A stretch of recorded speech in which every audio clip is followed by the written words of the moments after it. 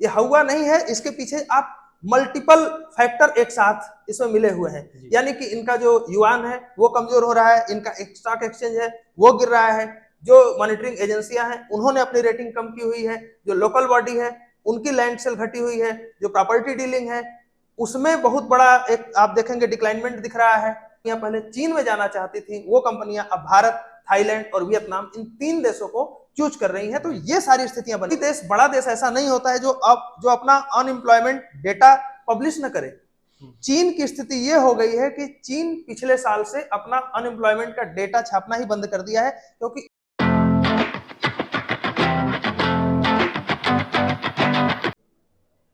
नमस्ते, मेरा नाम है राजीव शुक्ला और आप देख रहे हैं लोकरंग। अर्थव्यवस्था किसी भी समाज और देश की नींव रही है। कोई भी देश तभी तरक्की कर पाता है जब उसके पास एक सुदृढ़ अर्थव्यवस्था हो। इस साल G20 भारत में हो रहा है और G20 देश की 20 अर्थव्यवस्थाओं का समूह है। भारत और चीन एक दूसरे के प्रतिस्पर्धी रहे हैं, चाहे 1962 में जंग की बात हो या अर्थव्यवस्था की। ये प्रतिस्पर्धा लगातार जारी रही है। क्या है ये प्रतिस्पर्धा और क्या आज खबरें आ रही हैं जिसमें कहा जा रहा है कि चीन के अंदर एक भीषण गड़बड़ी चल रही है और चीन कहीं न कहीं दुनिया को चौंकाने वाला है, जैसा कि 2008 के सब प्राइम क्राइसिस में हुआ था। इस बात पर चर्चा करने के लिए आज मेरे साथ हैं डॉक्टर भूपेंद्र सिंह। बहुत बहुत स्वागत है आपका। नमस्कार अजय जी। भूपेंद्र जी, जैसा मैंने बताया कि तमाम जो अखबार हैं, CNN है, इकोनॉमिस्ट है, वो बार बार इस बात का दावा कर रहे हैं कि चीन की अर्थव्यवस्था के भीतर बहुत बड़ी गड़बड़ी चल रही है और यदि ये गड़बड़ी समाज देश के सामने, राष्ट्रों के सामने आती है तो कहीं ना कहीं दुनिया में एक आर्थिक संकट भी आ सकता है। क्या है इसके पीछे? देखिए, जो आपने शुरुआती बात की कि 2008 वाला संकट जो था, 2008 का संकट भारत पे भी आया था, चीन पे भी आया था, लेकिन चीन उस समय उस संकट को झेल करके आगे बढ़ गया था जी। तो अचानक ये जो सारे अखबार हैं, चाहे भारत के जो बड़े बड़े अखबार हैं या दुनिया के बड़े अखबार हैं, ये बात कर रहे हैं, तो ऐसा नहीं है कि उन्होंने अपनी तरफ से प्रोपेगेंडा न्यूज फैलाना शुरू किया है, क्योंकि हम जानते हैं कि अमेरिका और चाइना में एक अपनी प्रतिस्पर्धा है, जिस कारण से प्रोपेगेंडा भी वार भी चलता रहता है। लेकिन आज हम चर्चा करेंगे जो तमाम जो एजेंसियां हैं जो कि मॉनिटर करती हैं अर्थव्यवस्था को, उन्होंने भारत और चीन के बारे में जो प्रेडिक्शन दिया था उसमें चीन बुरी तरह से फेल हो रहा है अपने जीडीपी ग्रोथ को लेकर के, एम्प्लॉयमेंट रेट को लेकर के, मैन्युफैक्चरिंग को लेकर के, प्रॉपर्टी के क्षेत्र को लेकर के। इसलिए ये सारी बातें निकल करके अचानक लगभग 3 सप्ताह से सभी बड़े अखबारों में ये बात आ रही है और चीन का प्रयास है कि ये बातें ना आए, लेकिन फिर भी ये सारी चर्चाएं हो रही हैं। सबसे पहले यदि हम बात करें जो इंटरनेशनल मॉनेटरी फंड है IMF की, जिसकी चर्चा पाकिस्तान के को लेकर के काफी रहती है, तो IMF की बात करें तो IMF ने 2023 और 2024 के लिए जो भारत में जीडीपी ग्रोथ रेट दिया हुआ है, प्रेडिक्ट किया हुआ है, वो क्रमशः 6.1% और 6.3% है। जबकि चीन के लिए इन्होंने जो अपना प्रेडिक्शन दिया हुआ है ये 5.2% है इस साल के लिए, और अगले साल ये घट करके 4.5% पर पहुंचने वाली है। हम बात करें दूसरी बड़ी एजेंसी S&P की, जी, S&P ने कहा है कि 2031 तक जो भारत का जीडीपी ग्रोथ रेट है वो एटलीस्ट 6.7% ऑन एवरेज मेंटेन रहेगा। जी। और चीन की बात करें, इसी एजेंसी ने चीन के लिए 2023 में यह प्रेडिक्शन दिया था कि चीन की जो अर्थव्यवस्था है वो 5.5% के दर से बढ़ती रहेगी, लेकिन अभी 3-4 सप्ताह पहले इन्होंने कहा कि जो हमारा प्रेडिक्शन था वो गलत साबित हुआ है। 5.5 के बजाय चीन की अर्थव्यवस्था अधिक से अधिक 5.2% के रेशियो से बढ़ेगी। और इन्होंने जो 2024 के लिए इन्होंने डेटा दिया था कि चीन की अर्थव्यवस्था 2024 में 5% की दर से बढ़ने वाली है, उसको भी इन्होंने रिड्यूस किया है और कहा है कि ये 5% के बनस्बत 4.7% पर पहुंचने वाली है। तीसरी बड़ी एजेंसी की बात करें तो फिच की यदि बात करें तो उन्होंने इंडिया के लिए जो फोरकास्ट किया था आपका 2023-24 के लिए, उन्होंने कहा था कि जो भारत की इकोनॉमी है उसका जो ग्रोथ रेट होगा वो 6% होगा, लेकिन अब उन्होंने कहा है कि ये रेट जो है हमने गलत फोरकास्ट कर दिया था, भारत की जो इकोनॉमी है वो 6.3% के दर से बढ़ने वाली है। और 2024-25 की बात करें तो इस एजेंसी ने कहा है कि भारत की जो इकोनॉमी है वो 6.5% के दर से बढ़ेगी। जबकि इसी एजेंसी ने चाइना के लिए कहा था, 2023 का जो प्रेडिक्शन दिया था कि 5.6% के दर से ये इकोनॉमी बढ़ने वाली है, लेकिन अभी 1 महीना पहले इन्होंने माना है कि हम चाइना के मामले में गलती कर गए और ये जो रेट है वो घट करके उन्होंने 4.8% पर इसको ले आया है। इस तरह से हम सारी बड़ी एजेंसियों की बात करें, उन सबने ये बताया है कि चीन कहीं ना कहीं एक तरफ जहां वो अपने उसको मतलब प्रेडिक्शन को अमेंड करके भारत को और ऊपर जाता हुआ बता रहे हैं, तो वहीं दूसरी तरफ वो चाइना को और नीचे जाता हुआ बता रहे हैं। बिल्कुल। भूपेंद्र जी, एक बात मैं और जानना चाहूंगा आपसे कि किसी भी अर्थव्यवस्था के लिए एक्सपोर्ट जो निर्यात है, ये एक बहुत बड़ा इंस्ट्रूमेंट होता है। बिल्कुल। और खासतौर जब चाइना की बात की जाए तो चाइना कहीं ना कहीं एक्सपोर्ट ओरिएंटेड कंट्री रहा है। बिल्कुल है। दुनिया भर को उसने बाजार बनाया, भारत को बड़ा बाजार बनाया, तमाम चीजें वो बेचता रहा है। तो एक्सपोर्ट के मामले में चाइना का क्या रुख है आजकल, आप बताएं इसके बारे में। देखिए, चाइना मैन्युफैक्चरिंग हब रहा है और इसकी खासियत ये रही है कि बहुत ही सस्ते दर पे पूरी दुनिया में सामान को ले आकर के बाजार को बिल्कुल भर देता है, और वहां के जो लोकल जो व्यापारी होते हैं उनको सामान रखने का मौका नहीं मिलता है। यह स्थिति चीन ने बनाकर रखी हुई थी।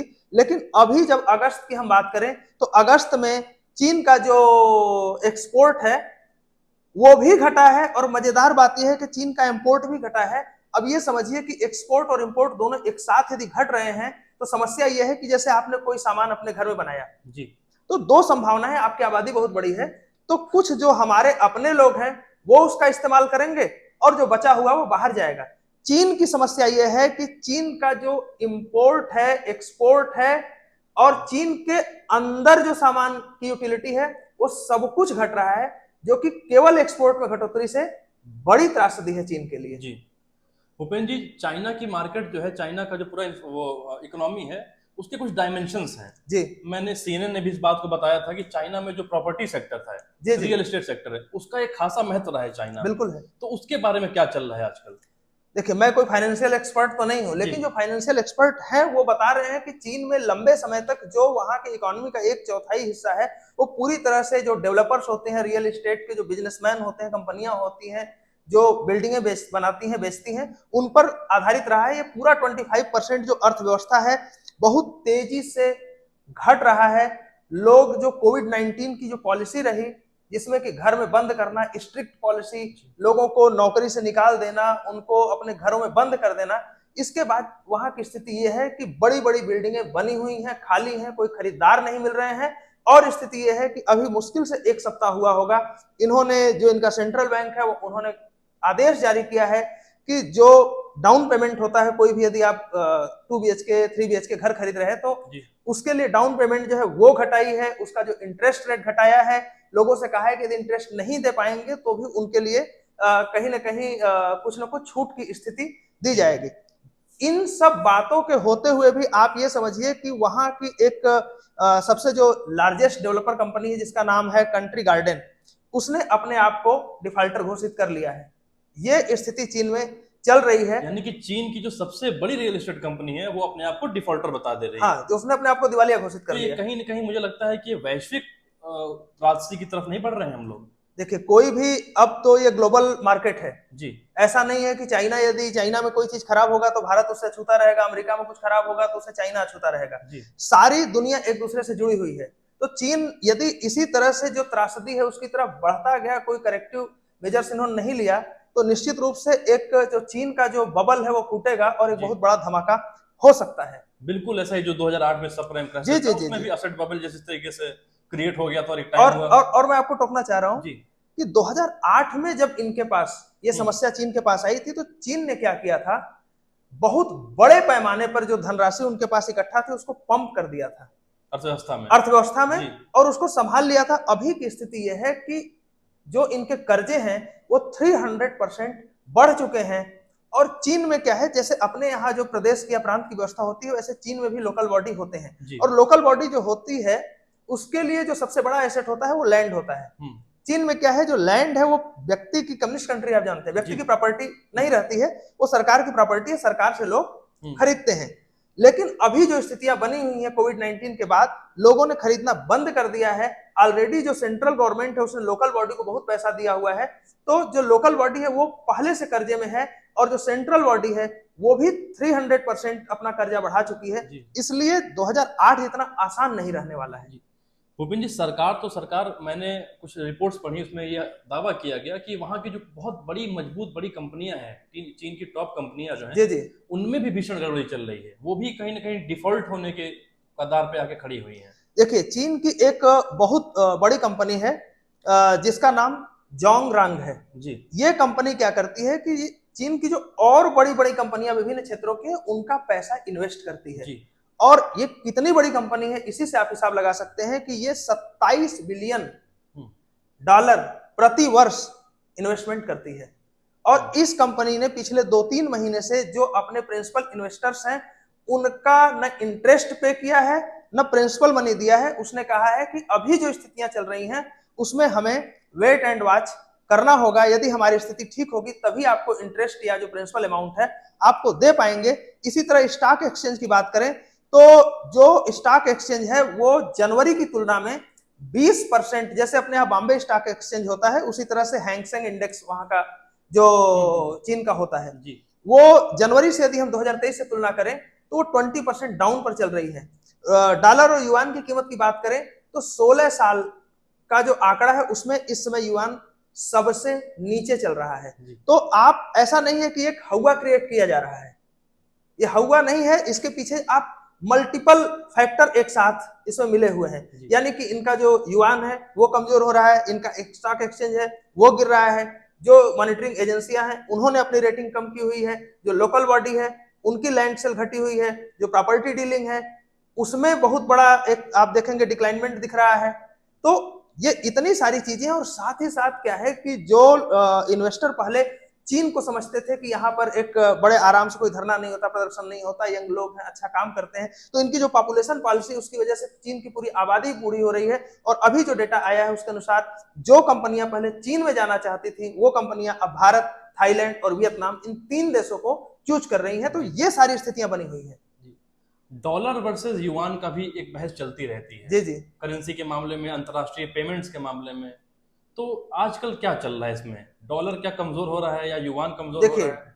युआन जो है, मैं कह तो रहा हूं आपको, 16 साल में सबसे नीचे इस समय युआन की कीमत जा रही है। युआन का ये वैश्वीकरण भी करना चाह रहे हैं। कोई भी समस्या देखिए अकेले नहीं होती है।